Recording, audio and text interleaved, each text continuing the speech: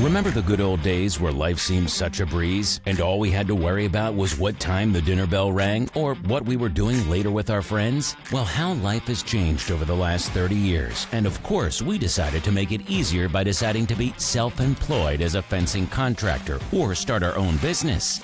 What were we ever thinking? Time moves so fast. Sometimes you gotta work on the ground floor and get amongst the mud with the lads, and other times you have to put on your best shirt and charm it out with the board. Whichever way you choose to do it, there's a hard way and an easier way. Knowledge is power. Knowledge from someone who has already built several fencing businesses and has made all the mistakes and successes you could possibly think of. Could be the only edge you need to get you where you want to go. Be it a sole trader earning six figures or a company structure earning millions. You're listening to the man who has done both from the trenches up and is so passionate about the fencing industry and where it's headed. Now, here's your host, the man who's not afraid to get his hands dirty, Simon Davis, with It's a Fencer's Life, Lessons from the Trenches.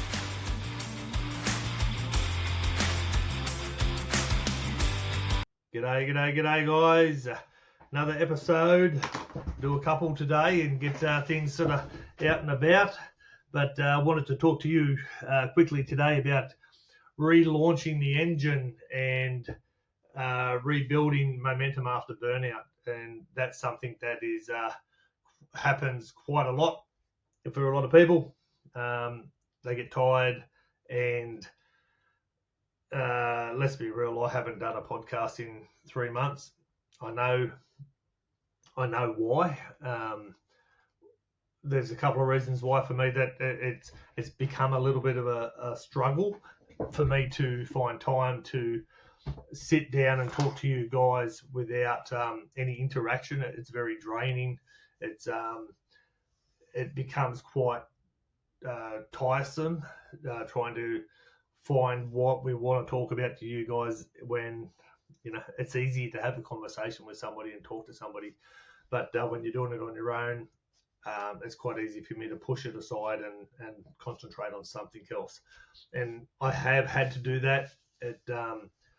Things were quite tough the last 6 months for us here up on the North Coast with the weather. It's been quite bad, as I've talked about before. But the burnout was really starting to affect me. And because I was sort of burning the candle at both ends, I was starting to notice things were starting to go a bit array for me on mentally. Not so much on the job site. The job site, going out to the job site has always been my sort of safe mechanism, my default. I don't have to think too much when I'm out on site because it all comes naturally. We just go in and do what we got to do. But everything else was starting to get on top of me. The finances were getting on top of me because they were hard. I was bouncing money from week to week trying to find wages. We exhausted nearly all of our backup systems that we had. I wasn't getting any time off. We weren't getting any downtime for fun stuff. We didn't do any fun stuff because it was just, everything was so tight. The pressure at the family front become tight because there was no money to spend, so we had to tighten our belts on everything. So if you guys are out there and you're struggling, you're feeling that way, take a reset, take a deep breath, get out, go for a walk around the block, get out of the office, have a weekend off, get away if you can from your work environment for a little bit and just chill. Burnout is real. It happens and it will cause you detrimental effect. My guys tell me quite often, we have a very jovial crew. They like to play jokes and laugh and carry on, and that's great, whereas I've always been the serious one. And basically they pull the piss out of me all the time, except for paydays. They never do it on paydays. Smart buggers. But no, we have a really good time out on site and we get on really well. So it's when they're telling me that I'm making mistakes or I'm not doing things the same way that we've always done them, it's a real good sign for me to go, hey, what's happening? I'm missing things. I'm not picking up on things. Too focused on concentrating on moving the next job or getting the next job ready. So one of the other big things I have been working on really, really hard is my systems. I've put a lot of effort into creating new ways we're doing things that are easier, that I can hand over to somebody and let them run a job without me sticking my nose into it. A lot of control. I've let go of a lot of the control. So that has been a sort of a relaunch for my engine. So if it's not on my plate, I don't have to worry about it. Somebody else is. I don't feel then the pressure of I haven't done this yet or I haven't done that. And I feel really bad some days that it's been so long since I've done a podcast, and I feel real guilty about not talking to you guys because I feel like I'm letting you guys down. And some days I've just got to put it aside and go, look, I can't do this at the moment. I have to manage this, create my new energy, rebuild my routines. That's something that I'm working constantly on, is rebuilding my routines, because I'm a very routine sort of type of guy, predictable.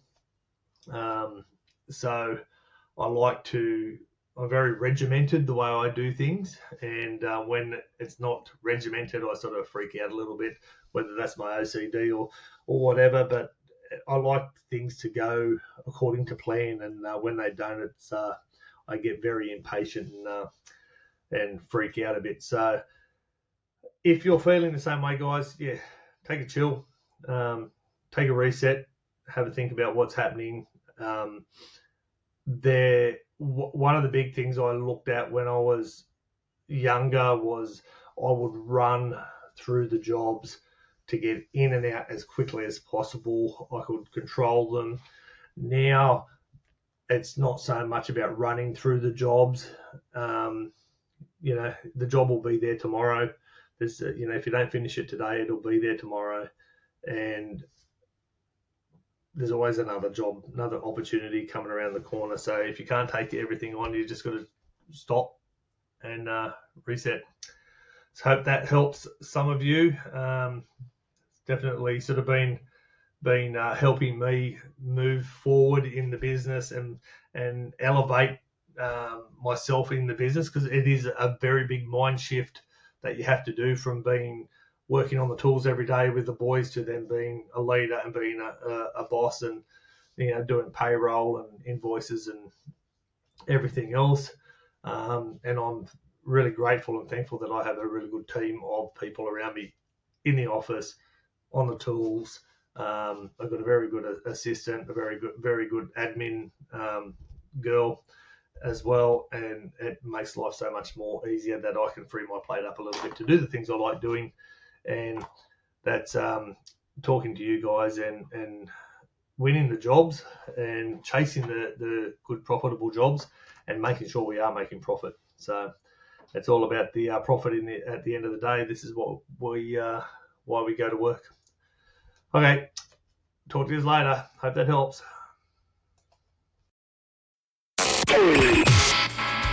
Thanks again for listening to the Fencer's Life podcast. Be sure to follow on Twitter, Instagram, or the free Facebook group, The Fence Posts. And of course, Simon's personal Facebook, facebook.com/Simon M. Davis 1. And also check out Spotify to get weekly episodes. If you believe Simon can help you make a difference in your fencing business, please reach out to him on Messenger or visit his coaching mentoring site at theprofitablefencer.com. Until then, stay safe and happy fencing.